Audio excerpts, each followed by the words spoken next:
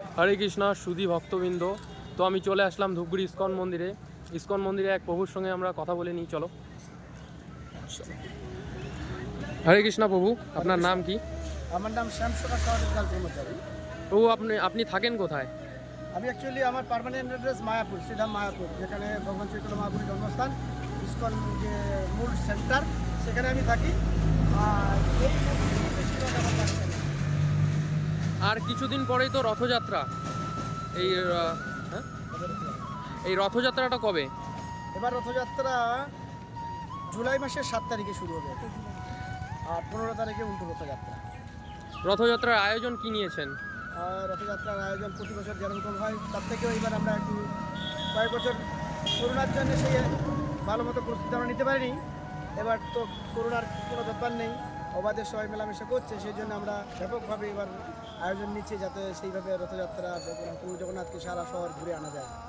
তো প্রথম দিনে আমাদের রথযাত্রা সারা শহর ঘুরে আসবে, তারপরে 7 দিন ব্যাপী পুরো সাংস্কৃতিক প্রোগ্রাম চলতে থাকবে, তারপরে উল্টো রথযাত্রা।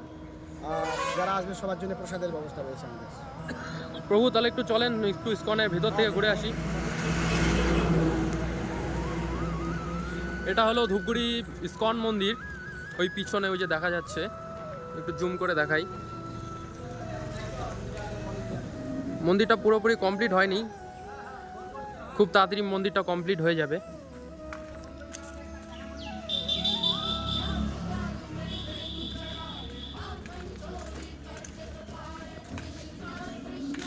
এটা হলো আমাদের ইস্কন মন্দিরে, ধূপগুড়ি ইস্কন মন্দিরের গাড়ি। এটা ধূপগুড়ি যে জগন্নাথ আগে এই রুমে থাকতো, এইখানে এই রুমটার মধ্যে জগন্নাথ থাকতো। এখন জগন্নাথকে ওই সামনে নিয়ে যাওয়া হয়েছে।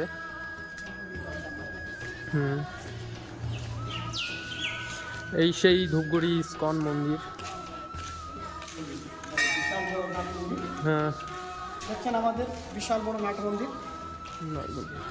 আগে আমরা জগন্নাথ দর্শন করি, তারপরে আমরা মূল মন্দিরে ভগবান আর 1-1.5 বছরের মধ্যেই চলে যাবেন।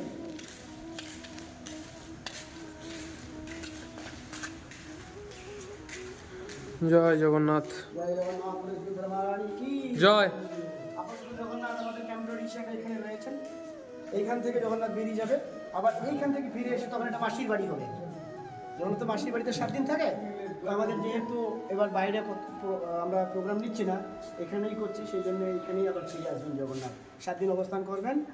আর আমাদের যে মূল মন্দির হচ্ছে ওই দিকটা আমরা যাবো এখন। চলো বাবু, মন্দিরের পিছন থেকে একটু ঘুরে আসি। মন্দিরের সামনে, ওটা তো মন্দিরের সামনে, পিছনটা।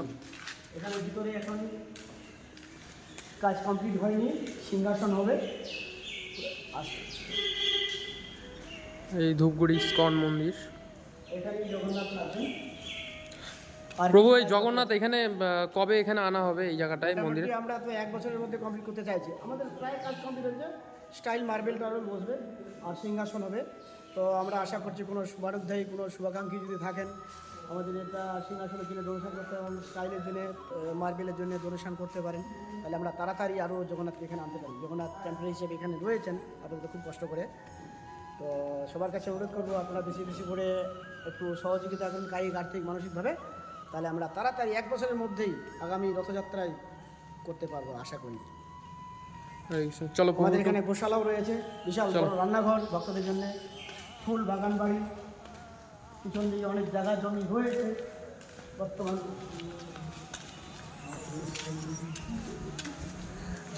এটা হলো তোমার ধূপগুড়ি ইস্কন মন্দিরের কি বলে রান্নাঘর।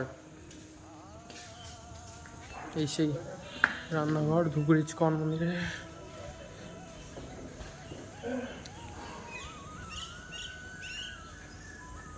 আপনারা দেখছেন সামনে এই কড়াইগুলিতে আমাদের 40 কিলো করে চাল ধরে, একবারে 35 কিলো চালে দিলে খিচুড়ি হবে 2টা কড়াইতে, আরও একটা বড় কড়াই বসানো হবে।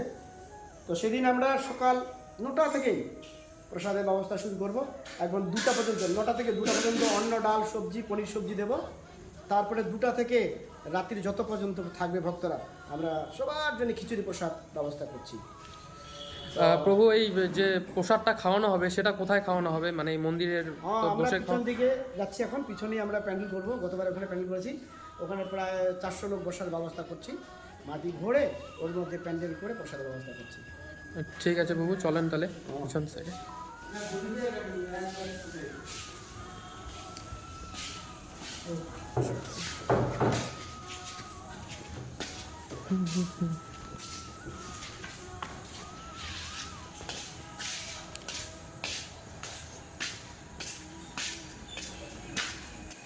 প্রভু এসো।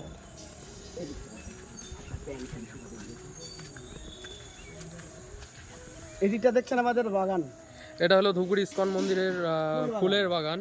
এখান থেকে এখনো জগন্নাথের ফুল মালা দেওয়া হয়। এখনো ফুল সেমন হয়নি, খুব তাড়াতাড়ি ফুল হয়েছে, ছেড়ে আবার শেষ হয়ে গেছে, শেষ হয়ে গেছে, আবার হবে ফুল।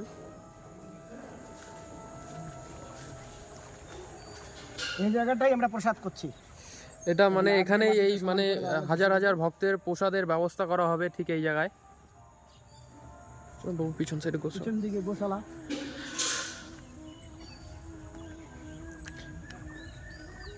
গাভী এটা- গোশালা এখানে থাকে।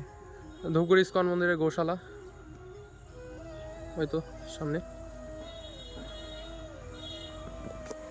আমি সবাইকে একটু আমন্ত্রণ করি। রথের সামনে চলো, রথের সামনে বেরো। তাহলে ওই দিকে।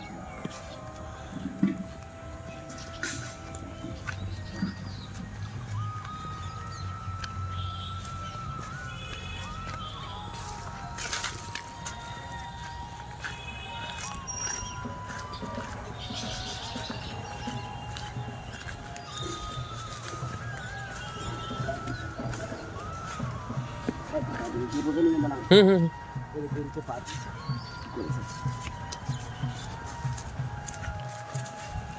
এই সেই ধূপগুড়ি ইসকন মন্দিরের রথ, জগন্নাথের রথ।